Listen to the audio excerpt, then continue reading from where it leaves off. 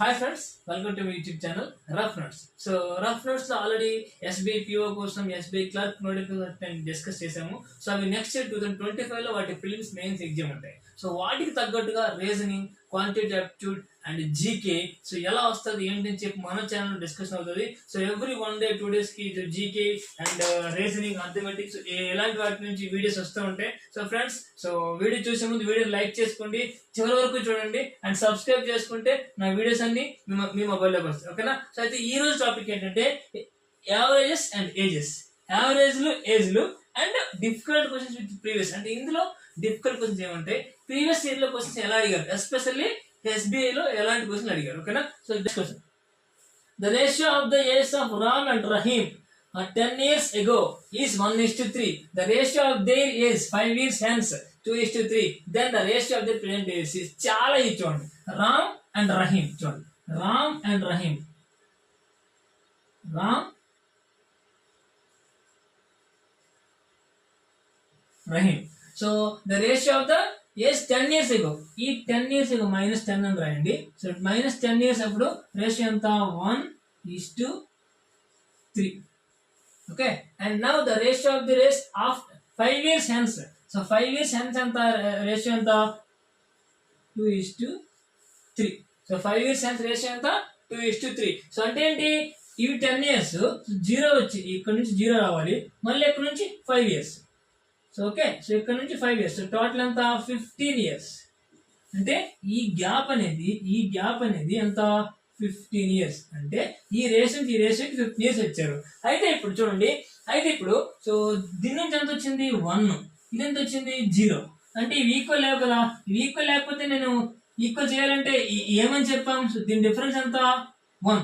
దీని డిఫరెన్స్ ఎంత? 2. సో 1 దాంతో 2 దీంతో మల్టిప్లై చేస్తే ఈక్వల్ అయిపోతాయి. ఓకేనా? సో 1 దాంతో 2 దీంతో మల్టిప్లై చేయాలి. అది ఎలా అని చూడండి. 1 దాంతో మల్టిప్లై చేస్తే 1:3 ఉంటుంది. 1:3. సో 2 దీంతో చేస్తే 2 2 జా 4, 2 3 జా 6. సో ఇప్పుడు చూడండి, ఇప్పుడు డిఫరెన్స్ ఎంత? ఇది 3, ఇదంతా 3.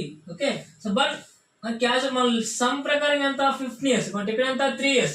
బట్ అది ఈక్వల్ అయితేనే చేయగలం. సో ఈక్వల్ అయింది కదా. సో 3 parts ఎంత? 3 parts ఈక్వల్ టు 15. 1 part ఎంత? 5. 1 part ఈక్వల్ టు 5 years. వాళ్ళకి ఏం కావాలి? అంతా ratio of the present age. So present age అంటే ఏంటి? ఫస్ట్ ఎక్కడ నుంచి వెళ్ళండి. సో 5 కదా, 5 కాబట్టి 5, 20, 30. ఇవేంటివి? 5 years తర్వాత ఏజ్ లో. సో అంతే కదా. సో 5 years హెన్స్ ఏజ్ లో 20, 30. సో ప్రెజెంట్ ఏజ్ ఎంత అవుతాయి? 15, 25. 5 సబ్ట్రాక్ట్ చేయాలి. రేషియో కాబట్టి రేషియో చేసుకున్నాం. 5 3 జా 5 5 జా 3:5 ఇస్ ద ఆన్సర్. ఓకేనా? సో ఇది ఈక్వల్ లేకపోతే ఈ డిఫరెన్స్ ని సో దాన్ని దీంతో మల్టిపుల్ చేస్తే అప్పుడు ఈక్వల్ అయిపోతాయి. ఆ ఈక్వల్ అయిపోతే ఈ డిఫరెన్స్, టోటల్ డిఫరెన్స్, ఇది 10 years ago, 5 years hence 15 years. So ఈ పార్ట్ ఈక్వల్ టు 15 years చేసుకుంటే 1 part ఈక్వల్ టు 5 వచ్చింది. సో 5 4 జా 20, 5 6 జా 30. ఎప్పుడు? 5 years ago. ప్రెసెంట్ రావాలంటే 5 తీసేయాలి. 15 25 35. ఓకేనా?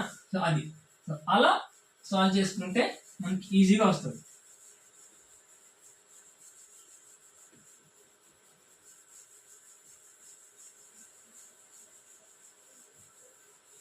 Okay, next question. Average of 10 members is 35. If the average of first 10 members is 40 and the average of last 3 members is 22, then what is the average of remaining members? చూడండి, ఒక 10 members ఉన్న 1 2 3 4 5 6 7 8 9 10. Okay, so ఈ 10 members ఉన్నారు. 10 members average 35 అంటే అందరి దగ్గర 35 ఉండాలి. So average అంటే అందరికి సమానంగా ఉన్న వాటిని ఎక్కువ తక్కువ ఎక్కువ చేసి అందరికి ఈక్వల్ చేయడాన్ని యావరేజ్ అంటారు. సో యావరేజ్ అంటే అందరి దగ్గర 35 ఉన్నట్టే. అయితే ఇప్పుడు ఏమంటున్నాడు? ఫస్ట్ 5 మెంబర్స్ యావరేజ్ అంట. First 5 members average 40. First 5 members average 40. Last 3 members average 22. అయితే సో వీళ్ళిద్దరి యావరేజ్ ఎంత అన్నట్టు. ఫస్ట్ వీళ్ళిద్దరి దగ్గర 35 ఉంది. ఎందుకు? యావరేజ్ 35 కాబట్టి 35 ఉంది. సో వీళ్ళది 40 ఉంది. మన దగ్గర 40 అంటే ఒక దగ్గర 5 ఎక్స్ట్రా ఉంది. మొత్తం అంతా 5 మెంబర్స్ 5 ఎక్స్ట్రా ఉంటే సో 25. వీళ్ళ దగ్గర 25 ఎక్స్ట్రా ఉంది. సో సో వీళ్ళ పరిస్థితి ఏంటి? అందరి దగ్గర 20 20 20 ఉంది, కానీ యావరేజ్ ఎంత 35 అంటే ఎంత 13 13 13. సో 35 35 22 అంటే 13. సో 13 13 13 తక్కువ ఉంది అంటే ఎంత మైనస్. సో 13 3 39. సో తక్కువ ఉంది. సో ఇది పోతే ఎంత -14 అంటే ఇంకో 14 కావాలి, ఇంకో 14 కావాలి. ఆ 14 ఎక్కడి నుంచి రావాలి? ఇక్కడ నుంచి రావాలి. అంటే వీళ్ళిద్దరికి 35 35 ఉండగా ఇంకో 7 7 కూడా ఉంది. ఓకే 35 ఉండగా ఈ 14 ఇక్కడ ఇస్తేనే 35 అవుతుంది. సో అప్పుడు 35 అవుతుంది ప్లస్ 7 టోటల్ ఎంత 42. సో ఇద్దరికి 42 42 కాబట్టి యావరేజ్ ఎంత 42. అర్థమైందా? చాలా ఈజీ, యావరేజ్ లెక్క చాలా ఈజీ. అది ఎలా అంటే చూడండి, సో ఏం లేదు, దీనికి ఎక్స్ అనుకుని వై అనుకుని చేస్తే టైం వేస్ట్ తప్ప సొల్యూషన్ రాదు. సో మనం ప్రిలిమ్స్ లో అంత టైం వేస్ట్ చేయకూడదు, ఈవెన్ మెయిన్స్ లో కూడా. సో కాబట్టి ప్రిలిమ్స్ అసలు చేయకూడదు. కాబట్టి దాన్ని ఎలా సాల్వ్ చేయాలంటే ఫస్ట్ 5 మెంబర్స్ 40. సో టోటల్ ఎవరు 35 కాబట్టి ఇక్కడ ఎంత ఎక్స్ట్రా ఉందో అది తీసేయండి. 20 ఎక్స్ట్రా ఉంది. ఇక్కడ తక్కువ ఉంది కదా -39. ఇది ఇచ్చిన ఇంకో 14 కావాలంట. ఆ 14 ఈ రెండే మిగిలిన రెండే ఇటు నుంచి రావాలి. ఆల్రెడీ 35 35 ఉంది. 14 రావాలంటే 7 7 యావరేజ్ కాబట్టి ఈక్వల్ చేస్తున్నాం. 7 7 ఉంది. సో అప్పుడు ఒకదాని ఎవరేజ్ ఎంత అవుతుంది? 35 + 7 42 అవుతుంది. ఓకేనా? సో అది. సో ఈ ఆల్రెడీ నేను యావరేజెస్ లో ఒక వీడియో చేశాను. సో మీకు సో ప్లే లిస్ట్ లో క్వాంటిటేటివ్ యాప్టిట్యూడ్ లో యావరేజెస్, ఓన్లీ యావరేజ్ కోసం ఒక వీడియో చేశాను. సో దానిలో ఉంటుంది. అందులో ఈ కాన్సెప్ట్ ని చాలా బాగా ఎక్స్ప్లెయిన్ చేశాను. చాలా ఈజీ సమ్స్ తో చాలా క్లియర్ ఎక్స్ప్లెయిన్ చేశాను. అది ఒకసారి చూస్తే మీకు ఈజీగా అర్థం అవుతుంది. ఓకేనా? Next question. The ratio of present age of A to B 4:3. If C is 4 years younger than B and the difference between the present age of A and B is 4 years, then find the age of C after 10 years hence. అంటే 10 years తర్వాత అర్థం. Hence అన్న after అన్న ఒకటే, before అన్న ఎగో అన్న ఒకటే. The ratio of age of A to B చూడండి. A to B రేషియో ఎంత అంట? చాలా ఈజీ సమ్ ఇది చూడండి. 4:3. Okay, A to B ratio 4:3. If C is 4 years younger than B. So చూడండి, గుర్తుపెట్టుకోండి ఇక్కడ బాగా. C is 4 years younger than B. B కంటే 4 years చిన్న అంట C. అయితే difference between A and B 4 years. So ఇక్కడ డిఫరెన్స్ అంటే ఎన్ని parts? 1 part. 1 part equal to 4 years అయితే A ఏజ్ ఎంత? 4 4 జా 16. B ఏజ్ ఎంత? 4 3 జా 12. ఓకే, ఇప్పుడు ఏమంటున్నాడు? C is 4 years younger than B. C is 4 years. So B is 12 అయితే C is 4 years younger than. 4 years చిన్న అంటే ఎంత? 8 years. వాడికి ఏం కావాలంట? Then what is C's age 10 years after. So 8 years ఇప్పుడు 10 years తర్వాత ఎంత? ఈ C ఏజ్ ఎంత? 18 years.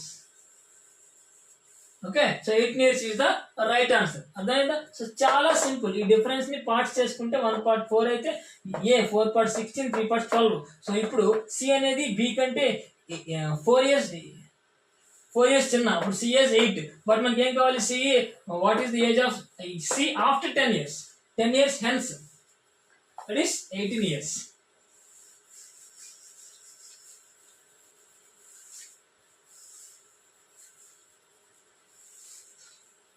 Next, 4 years hence, sum of ages of A and B will be 16 years more than the sum of present ages of B and C. So 4 years ago, sum of ages of A and C is 32 years. Then find the present age of C.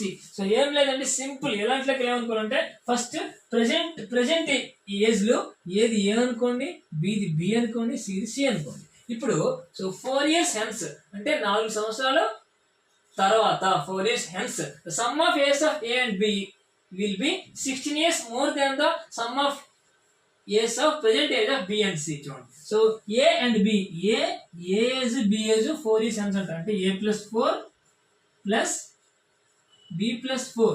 So sum of ages of A, B 4 years hence will be 16 years more than the, ఇది అనేది 16 years plus of 16 years more than the sum of the present ages of B and C. Sum of the present ages of B and C. So ఇప్పుడు చూడండి, so B పోతుంది. So 8 16 అంటే వెళ్ళిపోతే 8 అవుతుంది. A minus C equal to 8. A minus C equal to 8. దీన్ని పక్కన పెట్టి next 4 years ago. 4 years ago అంటే అన్ని మైనస్ 4 చేసుకోవాలి. Some of age of A and C is 32. అంటే A is 4 years ago, A minus 4 plus C is 4 years ago, C minus 4 equal to 32 అంట. That is A plus c. So 8 అది తీసుకెళ్ళిపోతే 40. A plus c equal ఎంత 40. A plus c 40, a minus c 8. మనకేం తెలుసు? So ఈ కింద వేసుకుంటే a plus c 40 equal to 40, a minus c equal to 8. Add చేసుకుంటే ఈ రెండు పోతాయి. So 2a equal to 48, a equal to 24 years. A 24 అయితే సి ఎంత అవుతుంది 16 ఇయర్స్. ఏ 24 అయితే ఎందుకంటే 24 మైనస్ 16 80, 24 ప్లస్ 60 40 కాబట్టి. So A 24 B 16. వాడికి ఏం కావాలంటే దాని find the brain age of C. C brain ఎంత 16 years is the right answer. ఓకేనా? సో చాలా సింపుల్ గా ఫస్ట్ మనం ABC is the present age of ABC అనుకుంటే, సో 4 ఇయర్స్ హెన్స్ అంటే +4, 4 ఇయర్స్ ఎగో అంటే -4, 4 ఇయర్స్ ఆఫ్టర్ అంటే +4, 4 ఇయర్స్ బిఫోర్ అంటే -4. అలా వేసుకొని సాల్వ్ చేస్తే so very very very very ఈజీగా సమ్ని మనం సాల్వ్ చేయొచ్చు. చాలా ఫాస్ట్ గా, చాలా యాక్యురేట్ గా. మెయిన్స్ లో ఇచ్చే question that SBI PO, SBI clerk mains ఇచ్చే క్వశ్చన్ కూడా సో 10 seconds లో 15 seconds లో సాల్వ్ చేయగలిగితే నీ పాకెట్ లో ఎస్బిఐ జాబ్ ఉన్నట్టే. ఓకేనా? Next question. The average pocket money of 3 friends A, B, C is 80. So in particular month B spends double and C spends triple that of A spends during the month, and if the average of their unspent pocket money is 60, then A spends in RS. Okay, చూడండి ఏం లేదు. So A B C అంట, A B C. So వీడి pocket money వాళ్ళ ముగ్గురు average అంతా 80 అంట. Pocket money average అంతా 80. అయితే ఇప్పుడు సో ఏ ప్లస్ బి ప్లస్ సి ఎంత అవుతుంది 80 × 3 240 అవుతుంది. ఓకేనా? సో ఎలా ఉంచండి. Next b spends double, c spends triple of a. So a కి బి డబుల్ ఖర్చు పెడతారు, సి ట్రిపుల్ ఖర్చు పెడుతుంది. సో అయితే ఖర్చు పెట్టే స్పెండ్ అమౌంట్ ఏ ఎక్స్ అనుకో, ఏ ఎక్స్ అనుకుంటే B 2x, B 3x, B 2x, C 3x. ఇదేంటిది స్పెంట్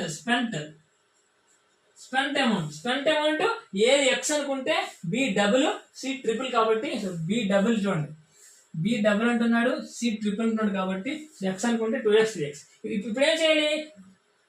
అన్స్పెంట్ అమౌంట్ అంటాడు. అన్స్పెంట్ అమౌంట్ అంటే ఏంటి? టోటల్ అమౌంట్ లో స్పెంట్ అమౌంట్ మైనస్ చేయాలి. అంటే ఏంటి? ఏ ఎంత ఖర్చు చేసింది ఎక్స్ ఖర్చు చేసింది, ప్లస్ బి ఎంత ఖర్చు చేసింది 2x ఖర్చు చేసింది, ప్లస్ సి ఎంత ఖర్చు చేసింది 3x ఖర్చు చేసింది. ఇవి a unspent, b unspent, c unspent. Average of their unspents ఎంత 60. అప్పుడు టోటల్ ఎంత 60 × 3 180 అవుతుంది. ఓకే, సో అప్పుడు ఏమవుతుంది? A plus B plus C, A plus B plus C minus x 2x 3x 6x equal to 180. So 6x అది తీసుకెళ్తే 180. A plus B plus 240. So 240 minus 180 equal to 6x. ఇది 60, x equal to 10. x equal 10. x అంటే ఎంత? ఏ unspent amount 10. So ఓకేనా? ఇది spent, A spent amount 10. That is 10 is the right answer. So అలా ఏ ఎంత spend చేసింది? So A x equal to 10, that is a spent amount 10. ఓకేనా? Next question. The batting average of a cricket player for 64 innings is 62. చూడండి, so చాలా ఈజీగా solve చేయాలి. Average ని పెద్ద ఎక్కువ స్ట్రెస్ తీసుకోకూడదు. సో చాలా ఈజీ సాల్వ్ చేయాలి. ఎలా అంటే చూడండి 64 innings యావరేజ్ అంట 62 is highest scores exceed the lowest score. అంటే highest score minus lowest score is 180. Highest score minus lowest score is 180. Excluding these two innings, the average of the remaining innings is 62. అంటే ఈ రెండు తీసేస్తే 62 innings మిగులుతాయి కదా. So వాటి average ఎంత 60 అంట. అయితే హైయెస్ట్ లోయెస్ట్ ఎంత అంటాడు. చూడండి ఇప్పుడు యాక్చువల్ ఏంటి? మొత్తం 64 innings యావరేజ్ 62 అంట. అందులో 2 innings తీసాడు. అంటే ఏంటి? 62 బయటకు వచ్చింది, 62 బయటకు వచ్చింది. ఈ రెండు రాగా యావరేజ్ తగ్గిపోయింది. ఎంత తగ్గింది? 60 తగ్గింది. అంటే ఏంటి? ఈ 60 అందరి దగ్గర ఇక్కడ యాక్చువల్లీ వీళ్ళందరూ 64 ఉండాలి. బట్ వాళ్ళు బయటకు వెళ్తూ వీళ్ళందరి దగ్గర ఒక్కొక్క దగ్గర 2 తీసుకెళ్ళిపోయారు. ఎంతమంది దగ్గర? 62 మెంబర్స్ దగ్గర 2 తీసుకెళ్ళి, దట్ ఈస్ 124. సో ఇది మొత్తం బయటకు వచ్చింది. వాళ్ళిద్దరు బయటకు రాగానే ఎంత బయటకు వచ్చింది? ఎలా అంటే ఆల్రెడీ యావరేజ్ 62 ఉంది. సో వాళ్ళిద్దరు బయటకు పోయినాక యావరేజ్ తగ్గింది కాబట్టి ఇంత తీసుకెళ్ళిపోయారు. పెరుగుంటే వాళ్ళ దగ్గర ఎంతకన్నా తక్కువ ఉంది అర్థం. సో తగ్గింది కాబట్టి ఇది తీసుకెళ్ళిపోయారు, ఇది తీసుకెళ్ళిపోయారు. నెక్స్ట్ మిగిలిన వాళ్ళు 62 ఉన్నారు కదా, వాళ్ళకి 60 ఉండేది, బట్ ఇప్పుడు 60 ఉంది. అంటే అందరి దగ్గర నుంచి రెండు తీసుకున్నారు. ఎంతమంది total 62? So total 124, that is so ఎంత అవుద్ది 248. అంటే so H plus L, lowest plus highest 248. So lowest minus highest 280, lowest plus 8 248. That is add చేసుకుంటే 2h equal to so 8 12 528. That is 520. That is h equal to 2 2 ja 2 6 ja 2 4 ja. Okay na? That is so 2 2 ja 2 ja 4 2 6 ja 264 is the answer. Okay na? అర్థమైందా? So అలా చాలా ఈజీగా, so none of this but no issue. So అలా చాలా ఈజీగా చాలా simple గా solve చేయొచ్చు. ఓకేనా? సో అది యావరేజ్ ఇంతకన్నా ఎక్కువ చేస్తే అనవసరంగా రాంగ్ అవుతుంది. సో ఇలా ఈజీగా సాల్వ్ చేసుకుంటే వస్తుంది. సింపుల్ గా ఎంతమంది బయటకు వచ్చారు, ఎంత యావరేజ్ మిగిలింది. ఓకేనా? The average weight of a group of 20 boys was calculated 89.4. So the average weight of boys, so 20 boys average anta 89.4. But it was later discovered that అంటే తర్వాత కనుక్కున్నది ఏంటంటే one weight was misread as 78 kg instead of 87 kg. అంటే 87 కి బదులుగా 78 తీసుకున్నారంట. Actually ఉండాల్సిన wait ఇది, but wrong గా తీసుకున్న వెయిట్ ఇది. అంటే 87 బదులుగా 78 తీసుకున్నారు.